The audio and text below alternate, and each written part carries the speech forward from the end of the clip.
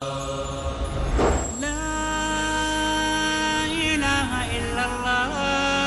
لا إله إلا الله.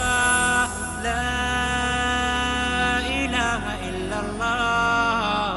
محمد رسول الله.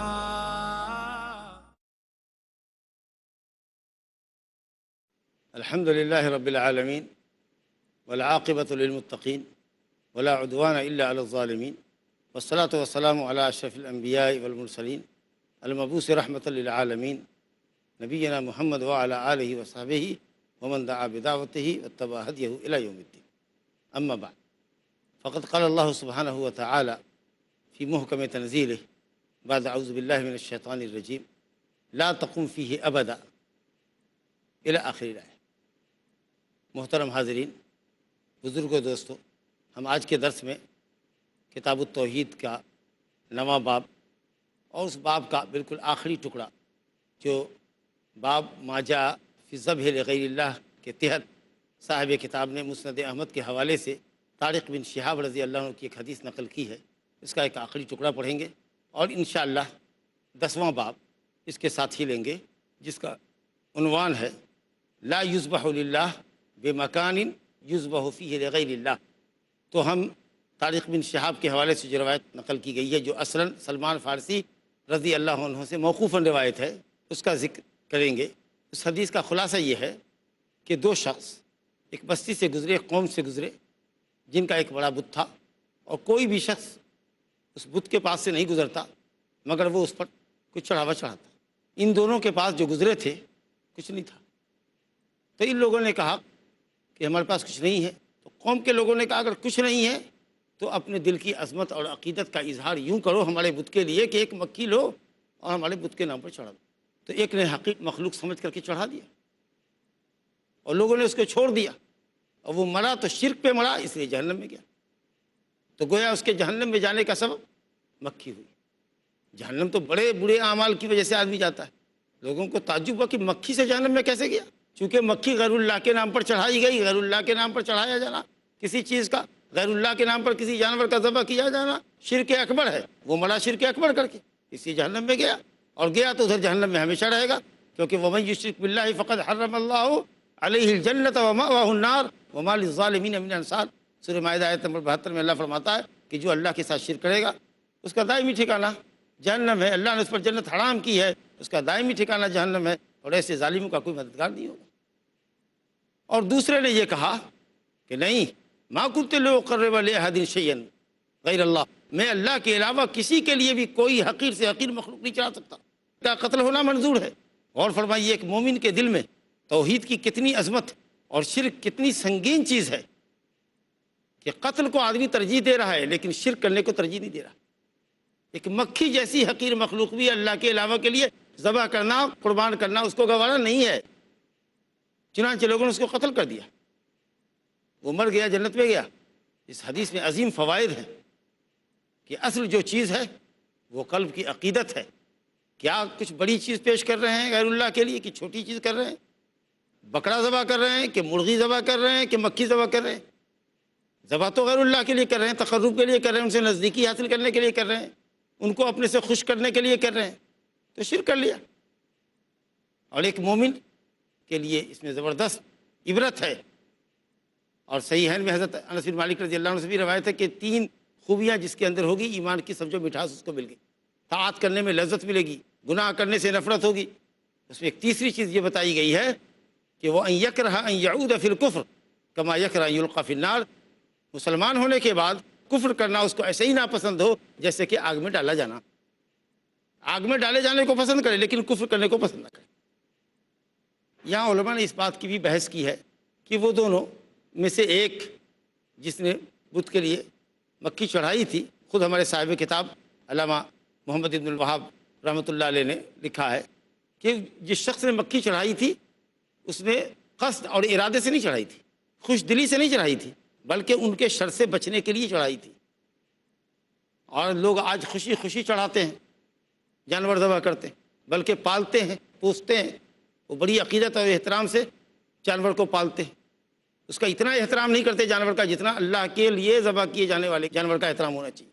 تو اس نے گویا کہ ان کے شر سے بچنے کے لیے ایسا کیا تھا اور وہ جہنم میں گیا۔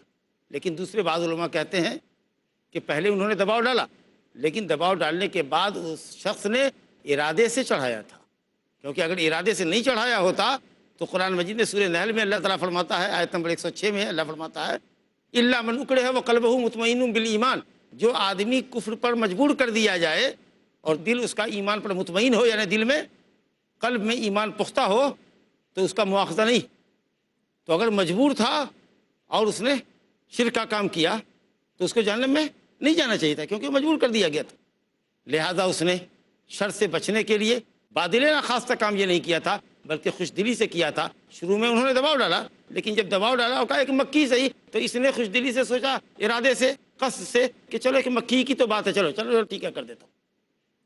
لیکن یہ بھی کہا جا سکتا ہے کہ شر سے بچنے کے لیے کیا ہوگا، اور چونکہ یہ اگلی امت کا واقعہ ہے، بنی اسرائیل کا واقعہ ہے، تو ہو سکتا ہے کہ اس کے یہاں جبر اور اکراہ والے عمل پر بھی مواخذہ ہوتا رہا ہو۔ الحمدللہ ہماری شریعت میں یہ حکم ہے کہ اگر ہم کسی کام پر مجبور کر دیے جائیں اور بادل ناخواستہ کریں تو ہمارا اس پر مواخذہ نہیں ہے، بشرطے کے دل میں ایمان مضبوط ہو۔ اگر یہ بات کہی جائے کہ یہ خصوصیت اس امت کے لیے ہے تو انشاءاللہ تعالیٰ آیت سے کوئی ٹکراؤ نہیں پڑتا ہے، اور امام محمد بن عبد الوہاب رحمہ اللہ کی بات اپنی جگہ صحیح ہو سکتی ہے کہ اس نے چھٹکارا حاصل کرنے کے لیے اس کے ڈر سے، شر سے غیر ارادی طور پر یہ کام کیا تھا، لیکن چونکہ ان کے ہاں زور زبردستی سے کرایا جانے والا کام بھی قابل مواخذہ ہوتا تھا، اس لیے وہ آدمی پکڑا گیا، واللہ عالم۔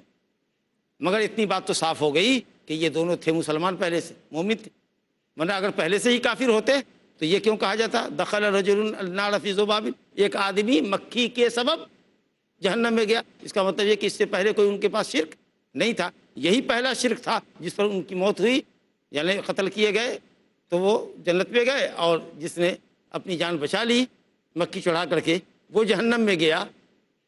تو وہ دونوں مومن تھے، ایک غیر اللہ کے لیے مکھی چڑھانے کے سبب جہنم رسید ہوا، اور دوسرے نے اپنی گردن کٹائی اللہ کے لیے، اللہ کی توحید کی حفاظت کے لیے، وہ جنت میں گیا۔ اللہ تعالیٰ ایسے ہی پختہ ایمانی قوت ہمارے اور آپ کے اندر عطا فرمائے۔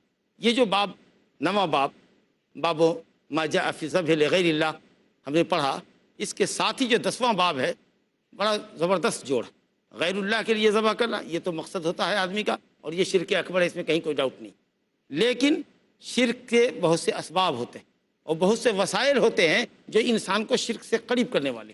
اس تعلق سے 10واں باب 9ویں باب سے بہت مضبوط جوڑ ہے، اور صاحب کتاب نے یہاں باب باندھا ہے، باب لا یذبح للہ بمکان یذبح فیہ لغیر اللہ، اللہ کے لیے جانور کو اس جگہ پہ ذبح نہیں کیا جا سکتا جس جگہ پہ غیر اللہ کے پجاری غیر اللہ کے لیے ذبح کرتے۔ جن استھانوں پر غیر اللہ کے لیے جانور چڑھائے جاتے ہوں، جن استھانوں پر، جن مخصوص مقامات پر غیر اللہ کے پجاری غیر اللہ کے لیے جانور ذبح کرتے ہوں، اس مقام پر مومن موحد اللہ کے لیے بھی جانور ذبح نہیں کر سکتا، شرک کے وسائل سے بھاگنے کے لیے، شرک کے ذریعے سے بھاگنے کے لیے، شرک کے ذرائع کو مسدود کرنے کے لیے، کیونکہ وہ جگہ ایک طرح سے علامت بن گئی ہے کہ یہ غیر اللہ کے پجاریوں کے لیے جگہ ہے کہ وہ اپنا بکرا لاتے ہیں یا ذبح کرتے ہیں، وہ گویا ایک استھان بن گیا ہے غیر اللہ کے لیے جانور ذبح کرنے کے لیے۔ اب وہاں آپ اللہ کے لیے بھی بندگی کرنے جا رہے ہیں، رضا الہی کے لیے ذبح کریں گے، لیکن اس مقام پر اگر آپ جا رہے ہیں تو گویا کہ آپ اس مقام کو آپ بھی اہمیت دے رہے ہیں۔ تو یہ شرک تو نہیں ہے، لیکن شرک کا وسیلہ ہے، قریب کر دے گا آپ کو شرک سے۔ تو پہلا باب، نواں باب مقاصد سے تعلق رکھتا ہے، یہ وسیلے سے تعلق رکھتا ہے۔ کوئی ایسا وسیلہ مت اختیار کیجئے جو آپ کو شرک سے قریب کرتا ہو۔ اور اس باب کے تحت زبردست استدلال ہے سورہ توبہ کی آیت نمبر 108 سے۔ اللہ تعالیٰ فرماتا ہے لا تقم فیہ ابدا، اے نبی اس میں، یعنی اس مسجد میں جو مسجد زرار ہے، اس میں آپ قیام نہ کیجئے، نماز نہ پڑھیے۔ اے نبی اس مسجد میں آپ کبھی بھی کھڑے مت ہوئیے، اللہ کے لیے نماز مت پڑھیے۔ کس مسجد میں؟ مسجد زرار۔ لا تقم فیہ ابدا، لا تقم فیہ ابدا کو سمجھنے کے لیے ہم آیت نمبر 7 کی آپ کے سامنے تلاوت کرتے ہیں۔ اعوذ باللہ من الشیطان الرجیم۔ والذین اتخذوا مسجدا ضرارا وکفرا وتفریقا بین المؤمنین وارصادا لمن حارب اللہ ورسولہ من قبل ولیحلفن ان اردنا الا الحسنى واللہ یشہد انہم لکاذبون۔ جن لوگوں نے، جن منافقین نے مسجد زرار بنائی ضرر پہنچانے کے لیے اور مومنوں کے درمیان تفریق ڈالنے کے لیے، ان کے درمیان اختلاف کی خلیج گہری کرنے کے لیے، اللہ کے ساتھ کفر کرنے کے لیے، مومنوں کے درمیان تفریق پیدا کرنے کے لیے، وَإِرْصَادًا لِمَنْ حَارَبَ اللَّهَ وَرَسُولَهُ، اور اللہ اور اس کے رسول سے جنگ کرنے والوں کی پناہ گاہ کے طور پر بنائی کہ وہ یہاں ٹھہریں گے اور ہم یہاں بیٹھ کر کے اسلام اور مسلمانوں کے خلاف کر و فر کریں گے، مخالفین معاندین اسلام کو یہاں جگہ دیں گے۔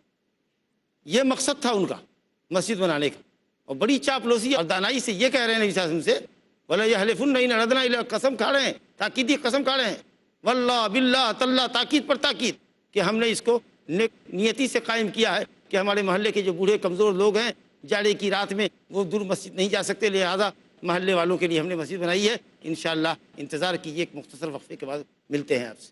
لا إله إلا الله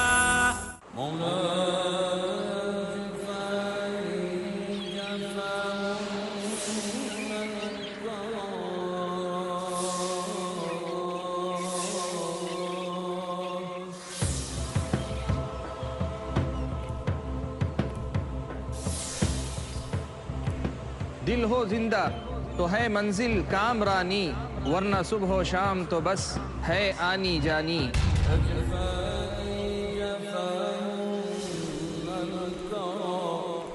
دل بیدار ہے مطلوب ربانی، یہی پیغام نبی کا، یہی تعلیم قرآنی۔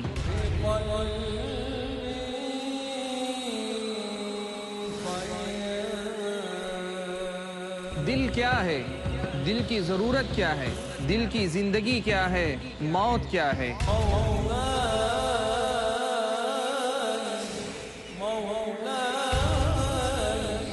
یہ سب جاننے کے لیے دیکھیے میرے ساتھ ایک نیا سلسلہ، دل کی دنیا، صرف پیس ٹی وی اردو پر۔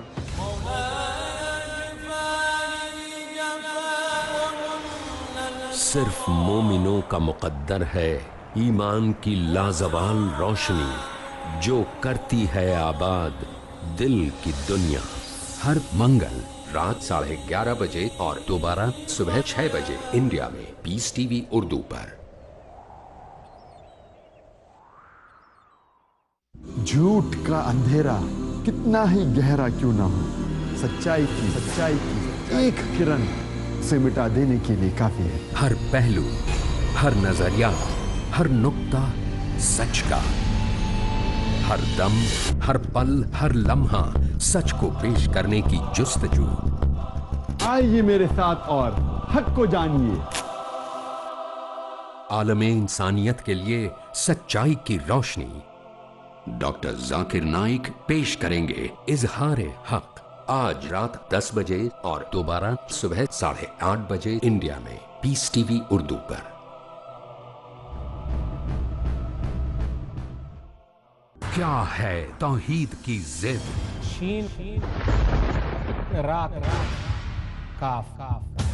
کیا ہے شین، را اور کاف؟ سب سے بڑی جہالت ہے، سب سے بڑا جھوٹ ہے، سب سے بڑی لعنت ہے۔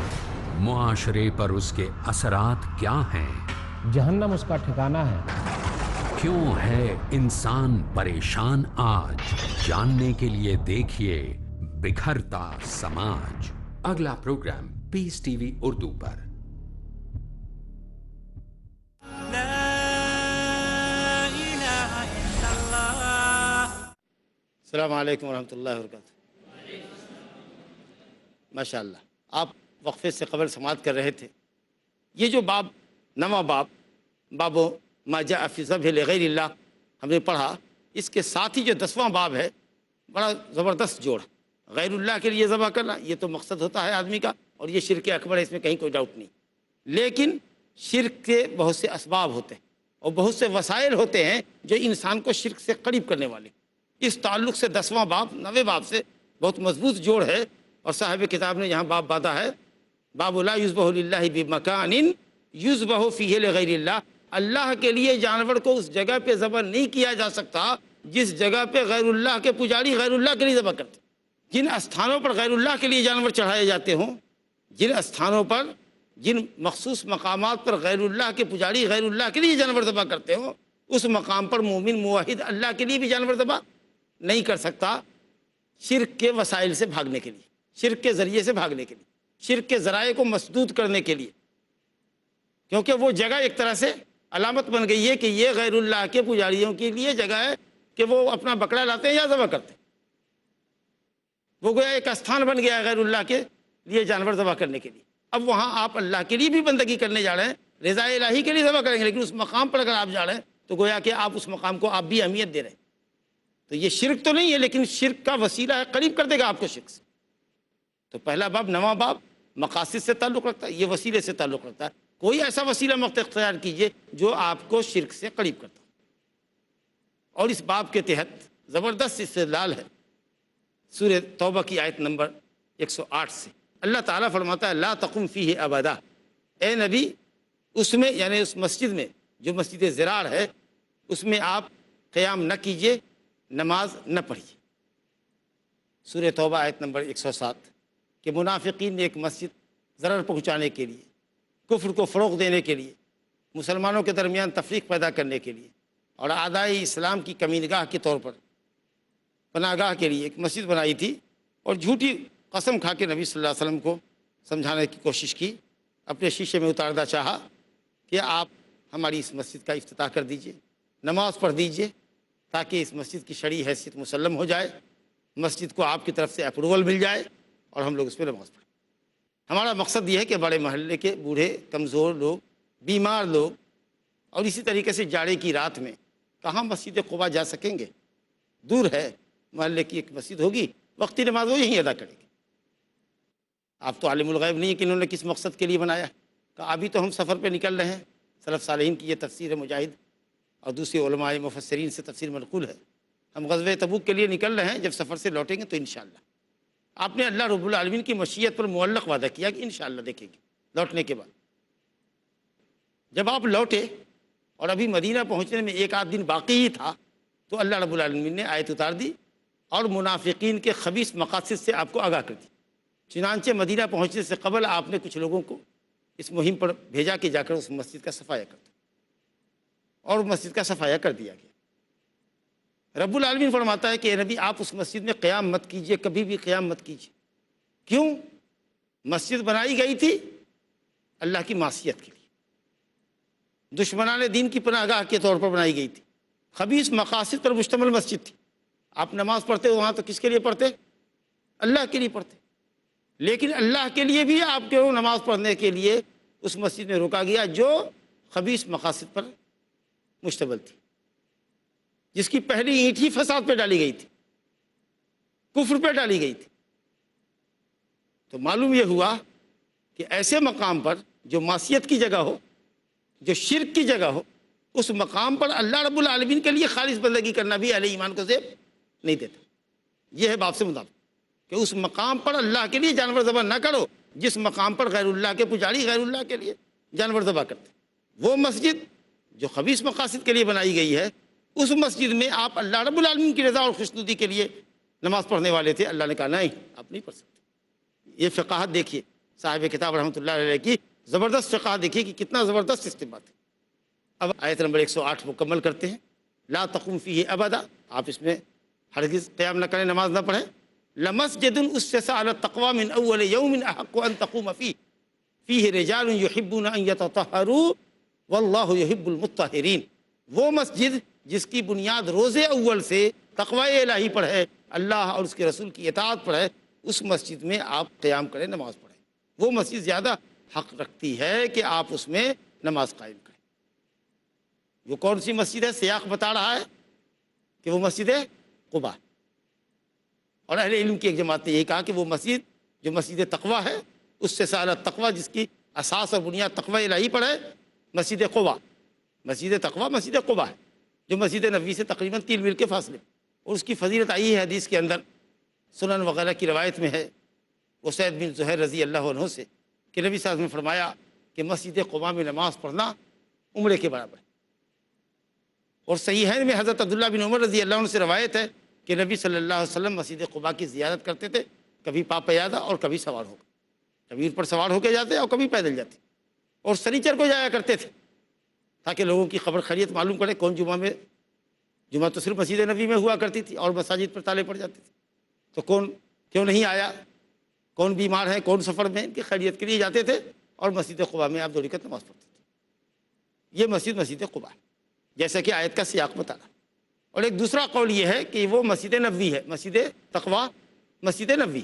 چنانچہ صحیح مسلم میں ابو سعید خدری رضی اللہ عنہ سے روایت ہے کہ 2 آدمی میں بحث تکرار ہوئی کہ وہ مسجد جس کی اساس تقویٰ پر ہے وہ کون سی مسجد ہے۔ ایک شخص نے کہا مسجد قباء، اور دوسرے صحابی نے کہا کہ وہ مسجد نبوی۔ نبی صلی اللہ علیہ وسلم کے پاس آئے تو آپ صلی اللہ علیہ وسلم نے فرمایا کہ ہوا مسجدی ھذا، وہ میری یہ مسجد ہے۔ علامہ ابن کثیر رحمۃ اللہ علیہ فرماتے ہیں کہ آیت میں اور حدیث میں کوئی تعارض نہیں۔ جب مسجد تقویٰ، مسجد قباء اول دن سے مسجد تقویٰ ہے اور اس کی اساس تقویٰ پر ہے، تو مسجد نبوی بدرجہ اولا مسجد تقویٰ ہے، اس کی بنیاد تقویٰ پر ہے، کیونکہ نبی صلی اللہ علیہ وسلم نے اس کی تعمیر فرمائی۔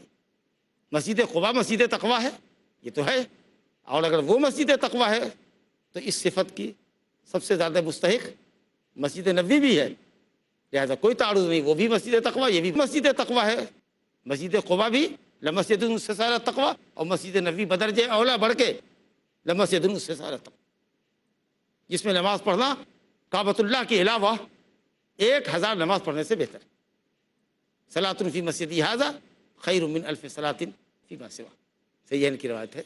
میری اس مسجد میں نماز پڑھنا سوائے مسجد حرام کے دنیا کی دیگر مساجد کے مقابل میں 1000 نماز سے افضل۔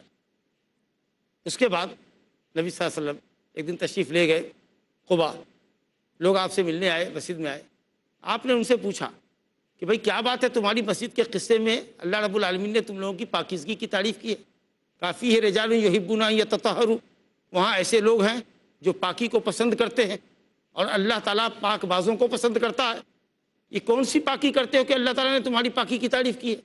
تو صحابہ نے کہا جو وہاں موجود تھے کہ یا رسول اللہ کچھ بھی نہیں سوائے اس کے کہ ہمارے پڑوس میں یہودی رہتے تھے، اور یہودی جب قضائے حاجت کرتے، بیت الخلاء سے آتے یا بیت الخلاء جاتے تو اپنی دبڑوں کو پانی سے دھوتے۔ عام عرب کے دستور کے مطابق لوگ ڈھیلا لیتے، پتھر لیتے، کسی اور چیز سے پوچھ کر کے گندگی صاف کرتے، لیکن یہود پانی سے استنجا کرتے، تو ہم لوگ پانی سے استنجا کرتے۔ کہا او یہی وجہ ہے، ہوا ذاک، یہی وجہ ہے، فعلیکم پانی سے استنجا کیا کرو۔ گویا ڈھیلے سے بھی پتھر سے بھی مکمل پاکی ہوتی ہے، لیکن اس کے مقابلے میں پانی استعمال کرنا زیادہ بہتر ہے۔ یہ ہے صحیح حدیث۔ اس کے مقابلے میں ایک ضعیف حدیث پیش کی جاتی ہے کہ اہل قباء پہلے پتھر لیتے تھے، اس کے بعد پتھر کے پیچھے پانی لیتے تھے، یہ حدیث سند سے ضعیف، بس پانی سے استنجا کرتے تھے۔ پانی سے استنجا کرنا ڈھیلے، پتھر وغیرہ کے مقابلے میں بہتر ہے، کیونکہ پتھر سے تو صرف گندگی صاف ہوتی ہے، تراوٹ اور بدبو رہ جاتی ہے، اور پانی سے وہ تمام چیزیں زائل ہو جاتی ہیں، اور اللہ تعالیٰ پاک لوگوں کو پسند کرتا ہے، پاک لوگوں کو پسند کرتا ہے۔ سب سے بڑی پاکی شرک سے پاک ہونا، اور اس کے علاوہ ظاہری نجاست، ناپاکی، بدبو، میل کچیل، گندگی سے پاک ہونے والے کو بھی اللہ رب العالمین پسند کرتا ہے۔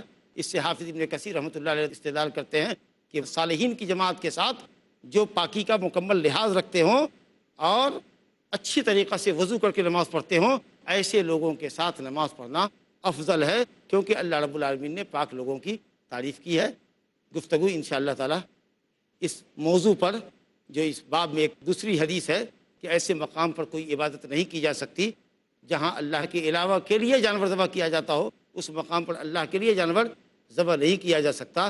اس سے ایک دم متعلق ٹو دی پوائنٹ، ایک دم واضح مطابقت رکھنے والی ایک حدیث انشاءاللہ ثابت بن ضحاک کی ہم پڑھیں گے ایک دوسری مجلس میں۔